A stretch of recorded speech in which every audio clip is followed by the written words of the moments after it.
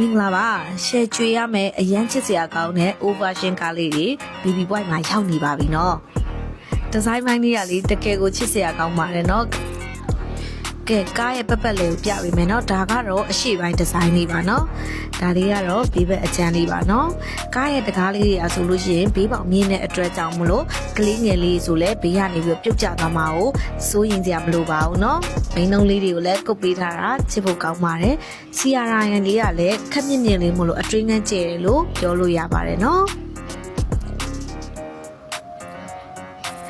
အခုဖွင့်ပြပေးထားတာတော့စီစောလေးဖွင့်ပြပေးထားတာပဲဖြစ်ပါတယ်စီစောလေးဖွင့်ပြီးကလေးလေးတွေကိုတိတ်ထားလို့လည်းရပါသေးတယ်เนาะဒါလေးကတော့ remote လေးနဲ့မောင်းပေးနေတာပဲဖြစ်ပါတယ်ကလေးငငယ်လေးတွေကိုယ်တိုင်မမောင်းနိုင်သေးတဲ့အရွယ်မှာဖေဖေမေမေတွေက remote လေးနဲ့မောင်းပေးလို့ရပါတယ်เนาะဘယ်ကွေးညာကွေးပါမယ်အရှိနောက်သွားတာပါမယ် remote မှာဆိုရင်စီစောတွေပါမယ် parking တွေပါမယ် speed 30ပါပါတယ်